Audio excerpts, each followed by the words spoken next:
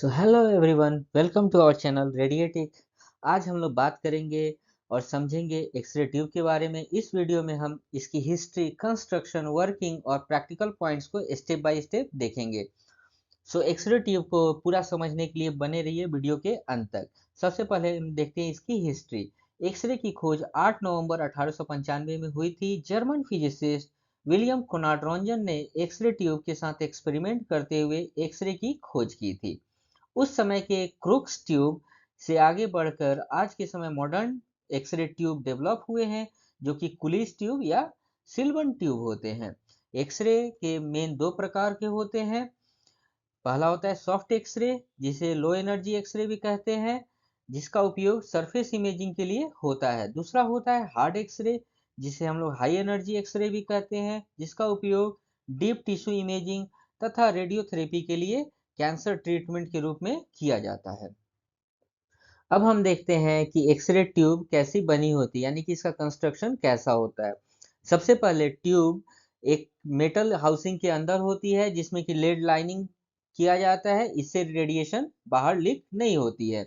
इस हाउसिंग के अंदर एक सील्ड ग्लास, जो ये लाइनिंग आपको दिख रही है, ये सील्ड ग्लास की लाइनिंग है, जो कि वैक्यूम मेंटेन करती है। ये वैक्यूम इसलिए मेंटेन कराया जाता है क्योंकि जो भी कैथोड से इलेक्ट्रॉन निकल रही है, वो बिना किसी हवा मॉलिक्यूल्स से टकराए हुए डायरेक्ट एनोड तक पहुंच सके और एक्सरे का प्रोडक्शन हो सके।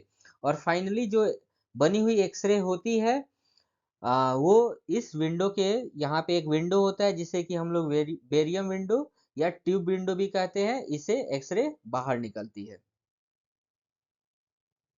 एक्सरे ट्यूब के दो मेन कंपोनेंट होते हैं। पहला होता है कैथोड, दूसरा होता है एनोड। ठीक है, ये दोनों जो होता है वो एक वैक्यूम ग्लास इनवेलप के अंदर ही होते हैं। कैथोड के अंदर होते हैं फिलामेंट, जो हीट होने पर इलेक्ट्रॉन इमिट करते हैं, और एक फोकसिंग कप होता है, जो कि इलेक्ट्रॉन को बीम के रूप में डायरेक्ट करता है।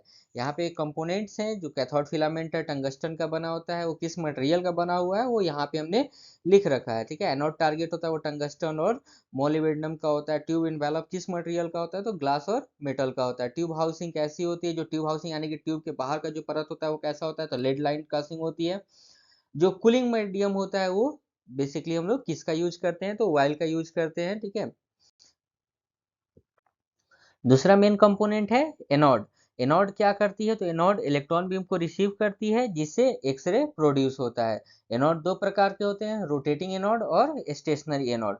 रोटेटिंग एनोड क्या होता है, जिसमें कि एनोड यानी कि जो टारगेट साइट होता है वो रोटेट करते रहता है, जिससे कि ज़्यादा हीट डिसिपेशन होता है, और इसका उपयोग हम लोग डायग्नोस्टिक रेडियोलॉजी के लिए करते हैं।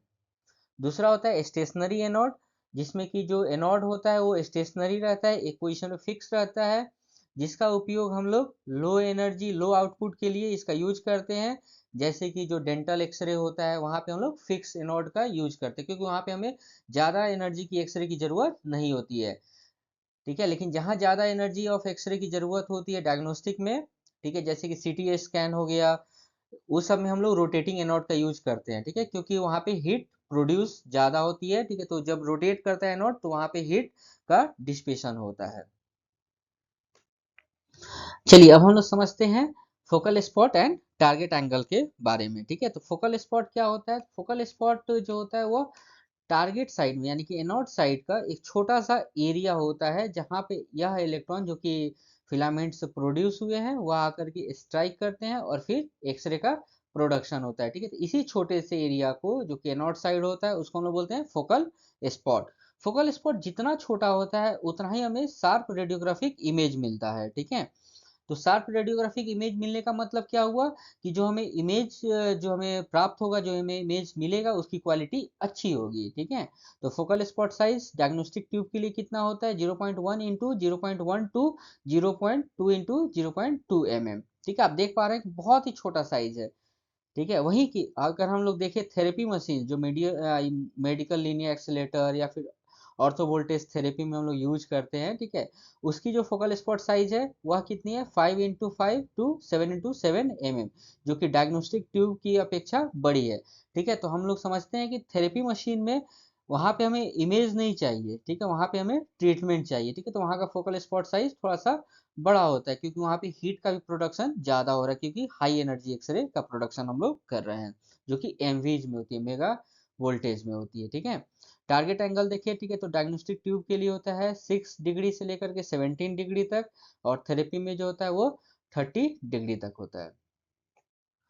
पहले हमने देखा था कि जो एक्सरे ट्यूब होते हैं उसमें इलेक्ट्रॉन जो है वो कैथोड से निकल करके इलेक्ट्रॉन से टकराते हैं, ठीक है, तो एक्सरे का प्रोडक्शन होता है और एक्सरे जो है वो सामने की तरफ निकलते हैं।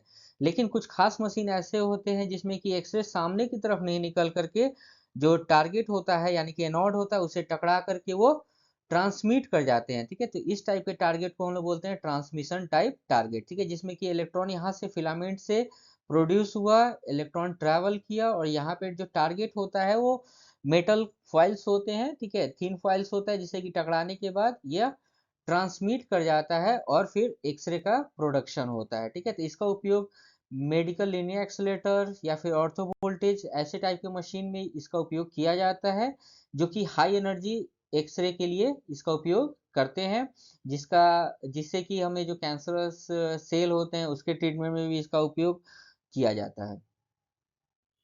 अब हम लोग देखते हैं working principle of x-ray tube. ठीक है, एक्सरे ट्यूब में एक्सरे का प्रोडक्शन कैसे होता है। ठीक है, तो यहाँ पे ये जो फिलामेंट है, ठीक है, जब इसमें हम लोग इलेक्ट्रिकल सप्लाई देते हैं तो ये हीट हो जाता है, और हीट होने के बाद इसमें से इलेक्ट्रॉन का प्रोडक्शन होता है। ठीक है, तो हीट होने के बाद इलेक्ट्रॉन का प्रोडक्शन हुआ, ठीक है, तो इस प्रोसेस को हम लोग क्या बोलते हैं, थर्मोनिक इमिशन। यह नाम बहुत ही इंपॉर्टेंट है, बहुत जगह एग्जामिनेशन में पूछा जाता है कि व्हाट इज थर्मोनिक इमिशन। ठीक है, तो जब हम लोग फिलामेंट को हीट करते हैं तो वो इलेक्ट्रॉन इमिट करता है, इलेक्ट्रॉन का प्रोडक्शन होता है। ठीक है, तो इस प्रोसेस को हम लोग क्या बोलते हैं, थर्मोनिक इमिशन। ठीक है, तो इस दोनों कैथोड और एनोड के बीच में क्या है, पोटेंशियल डिफरेंस है। ठीक है, तो हाई वोल्टेज अप्लाई करते हैं तो इलेक्ट्रॉन क्या होता है, एनोड की तरफ एक्सेलरेट करते हैं, और ये जो इलेक्ट्रॉन्स है ये कहाँ एक्सेलरेट कर रहे हैं, एनोड की तरफ। ठीक है, यानी कि टारगेट की तरफ एक्सेलरेट कर रहे हैं। और ये जो एनोड से जब एक्सेलरेटेड इलेक्ट्रॉन जब टकराते हैं, ठीक है, तो क्या होता है, उनकी जो काइनेटिक एनर्जी होती है, जो इलेक्ट्रॉन की काइनेटिक एनर्जी है, वो एक्सरे के रूप में कन्वर्ट हो जाती है, और यहाँ से एक्सरे का प्रोडक्शन हो जाता है, जो कि एक जो विंडो होता है, ट्यूब विंडो, उसे बाहर निकल जाता है। फोकल स्पॉट के बारे में तो हम लोग जान चुके हैं कि फोकल स्पॉट क्या होता है। फोकल स्पॉट एनोड साइड का वह छोटा सा एरिया होता है जहाँ पे इलेक्ट्रॉन आकर के स्ट्राइक करते हैं, फिर एक्सरे का प्रोडक्शन होता है। ठीक है, तो जितना छोटा फोकल स्पॉट होता है उतना ही हमें इमेज अच्छी मिलती है, यानी कि इमेज की क्वालिटी अच्छी होती है। ठीक है, अभी हम लोग देखते हैं कि इफेक्टिव फोकल स्पॉट और एक्चुअल फोकल स्पॉट क्या होता है। तो एक्चुअल फोकल स्पॉट वह एरिया है जहाँ इलेक्ट्रॉन आकर के स्ट्राइक करते हैं। ठीक है, और इफेक्टिव फोकल स्पॉट वह है जो कि पेशेंट की तरफ से दिखाई देती है। ठीक है, तो एक्चुअल फोकल स्पॉट बड़ा होता है और इफेक्टिव फोकल स्पॉट छोटा होता है विड्थ में, अगर हम देखें तो। यह क्यों होता है, यह टारगेट एंगल की वजह से इफेक्टिव फोकल स्पॉट हमें छोटा लगता है। इससे इमेज का रिजोल्यूशन होता है, जो इमेज का जो रिजोल्यूशन होता है वह अच्छा होता है। ठीक है, अब हम लोग बात करते हैं एक खास टेक्निक के बारे में, जिसको कि हम लोग लाइन फोकस प्रिंसिपल के नाम से जानते हैं। ठीक है, इस प्रिंसिपल के जरिए हम दो चीज़ों को अचीव कर पाते हैं। पहला क्या होता है कि लार्ज एक्चुअल फोकल स्पॉट, ठीक है, जो कि ज़्यादा हिट डिस्ट्रीब्यूट करती है। ठीक है, जो कि ट्यूब, जिससे कि क्या फायदा होता है कि ट्यूब हमारा गर्म नहीं होता है। ठीक है, दूसरा क्या होता है कि छोटा, यानी कि स्मॉल इफेक्टिव फोकल स्पॉट। इससे क्या होता है, स्मॉल इफेक्टिव फोकल स्पॉट की वजह से हमें इमेज की जो शार्पनेस है वह अच्छी मिलती है। ठीक है, अगर हम लोग सिंपल लैंग्वेज में समझे तो क्या समझेंगे कि इलेक्ट्रॉन एक लार्ज एरिया पर स्ट्राइक करता है, ठीक है, लेकिन पेशेंट की साइड से जो एक्सरे आउटपुट होती है वह छोटी होती है। ठीक है ना, एग्जिट होती है, उसका इफेक्टिव फोकल स्पॉट छोटा दिखाई देता है। इससे हाई आउटपुट बनी रहती है और इमेज की जो क्वालिटी है वह भी अच्छी होती है। ठीक है, और जो हीट जो है वो भी अच्छे से डिस्ट्रीब्यूट हो पाता है। ठीक है, तो इसका एक फॉर्मूला है इफेक्टिव फोकल स्पॉट और एक्चुअल फोकल स्पॉट के बीच का रिलेशन जानने का। Effective focal spot is equal to होता है actual focal spot into sine theta. ठीक है, अभी हम लोग देखते हैं एक इम्पॉर्टेंट टॉपिक को, जो कि हमेशा याद रखना चाहिए और हमेशा ध्यान में रखना चाहिए। ठीक है, जो कि है हिल इफेक्ट। ठीक है, तो हिल इफेक्ट क्या होता है, तो एक्सरे ट्यूब के अंदर जो एक्सरे का प्रोडक्शन होता है या फिर एक्सरे जो निकलती है बाहर, वो यूनिफॉर्म नहीं इमिट करती है, ठीक है। एनोड साइड में हम लोग देख पाते हैं कि एनोड साइड में जो एक्सरे का प्रोडक्शन होता है या फिर एक्सरे जो निकलती है वो कम होती है, उसकी इंटेंसिटी थोड़ी सी कम होती है अपेक्षा कैथोड साइड की, ठीक है। तो ऐसा क्यों होता है? तो ऐसा इसलिए होता है क्योंकि देखिए, जो इलेक्ट्रॉन जब यहाँ से निकल रही है, ठीक है, जैसे कि ये इलेक्ट्रॉन है, ठीक है, इसको समझिए कि आप इलेक्ट्रॉन है, ठीक है, यहाँ पे जब आकर के ये टारगेट से पे टकरा रही है, ठीक है, तो यहाँ से डायरेक्ट सरफेस से एक्सरे का प्रोडक्शन नहीं हो रहा है, ठीक है, वो थोड़ा सा अंदर की तरफ से होता है, ठीक है। तो जब इलेक्ट्रॉन यहाँ से आकर के जब टारगेट पे थोड़ा सा अंदर जाती है, ठीक है, तो यहाँ पे जाकर के आप समझ सकते हैं जब इलेक्ट्रॉन स्ट्राइक करेगी तब एक्सरे का प्रोडक्शन होता है, ठीक है। तो एनोड साइड में क्या होती है, इसकी इंटेंसिटी थोड़ी सी कम हो जाती है। क्यों? क्योंकि यहाँ पे एक्सरे एब्जॉर्ब हो जा रहा है, ठीक है। यह क्यों हो पा रहा है? यह टारगेट एंगल के कारण हो रहा है, और इस एंगल को आप ध्यान से देखेंगे, ठीक है, तो यह जो एंगल है वो शू का जो सैंडल होता है उसकी हील की तरह है, ठीक है। तो इसलिए भी इसका नाम हम लोग जानते हैं हील इफेक्ट, ठीक है। वह एक हील की तरह दिखता है, ये एनोड साइड का टारगेट, ठीक है।